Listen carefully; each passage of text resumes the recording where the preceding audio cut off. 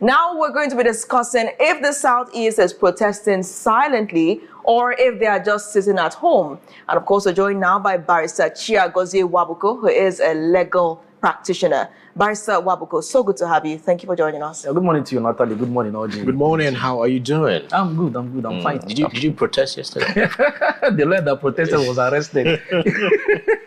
Hey, well, we're going to ask that We're going to start that way, right? Barrister Wabuko, The lawyer that dared to protest was arrested. Okay. Well, let's just throw the line, by the way. So now, what is going to be his case? What's going to be the charges that is going to be leveled on Aloy Ejimakor? Well, I think that his arrest was an overkill. It was not necessary. It was totally unnecessary because the constitution is very clear. Every Nigerian has the right to protest. So I don't know what they are trying to prosecute him for. Although the police force PRO, I think PPRO was saying that they tried to cross a certain boundary that was allocated to them for protest. So I want to see the nature of the charge. Also, bear in mind that his case is coming up on Thursday. So he should be in court on Thursday to open the defense for Nnamdi Kanu. The police cited that Aso Villa was one of the restricted locations, citing a court order which Sowore insists was not served on the Friday that it was supposed to be served. Exactly. And that because the protesters were trying to make their way there, that's why tear gas was fired. And then we saw the sprint by Omoyele Sowore. Some Nigerians are yet to get over that, right? And then Aloy Ejimakor and Nnamdi Kanu's relative were both arrested. So let's take that. Let's put that into perspective. So what will be the nature of the charge? Are you going to charge somebody for thinking about a crime or for trying to go to places not allowed to go because from the release by the police that they attempted? So are you going to charge them for attempt? Was it actually a court order which no Nigerian has ever seen? Because on a good day they will flaunt the order around. So what is the order about? Is the order restraining the protest? Is the order restricting people from protesting, which will be contrary to the clear provisions of the Nigerian Constitution? Freedom of movement and association is guaranteed under our Constitution. So what would the order be like? So for me, it's an overkill. That charge would be, for me, I think is a joke taken too far. So let's look at the Southeast region, because that's where we are, and that's the region that we represent first. Do you consider the Southeast region a high-risk environment for a protest of this nature? Exactly. That was what I thought.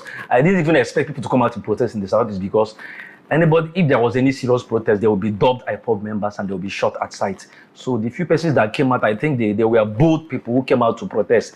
Again, what we had more or less like a sit-at-home in the Southeast is because of the nature of the protest. Remember, the protest is anchored by Sowore, right? So it was not an IPOB protest. So who will spearhead this protest in the Southeast? That is the question. So that was why it was successful in Abuja. Where Sowore was there. As we Sowore was in Enugu, definitely people will come out to join him. So who are people coming out to join in Enugu? Where people coming out to join in Owerri? Especially look at APC state, right? Fine. Imo State, APC state, right? Anambra State, pro-APC. But you said APC, so what are they going to do in this state? So these has a political and social undertone. Sowore was based in Abuja. The protest majorly held in Abuja. So I didn't actually expect anybody in the Southeast to come out for protest because there will be no arrowhead, leading the protest in the Southeast. If there is an arrowhead, he will be arrested and charged for terrorism. Okay. That is it.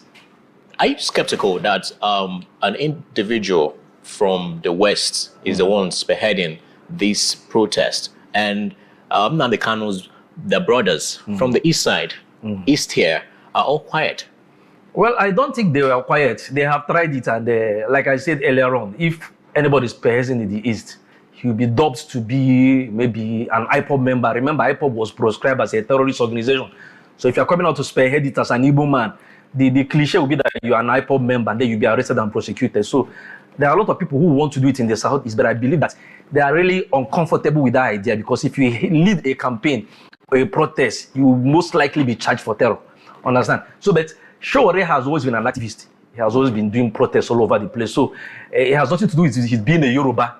He has everything to do with his personality. So I'll give that to him. Sowore is one man that I actually respect. When he has to do with speaking up for Nigerians, he's good at that. So it's not about his ethnicity, it's about his personality. What would be the interest of the activist, Sowore, in this case? If the Southeasterners are not coming out in numbers to protest, why is Sowore more interested in this seemingly than the Southeasterners who should have been leading the protest? Some said that the protest should have been led by Umuahia. So what is the interest, and do you trust the interests of the protest? Activism is not ethnic based. If you are doing activism based on where you're coming from, then you're not an activist. You're more or less like a politician. So I think it's not ethnic based.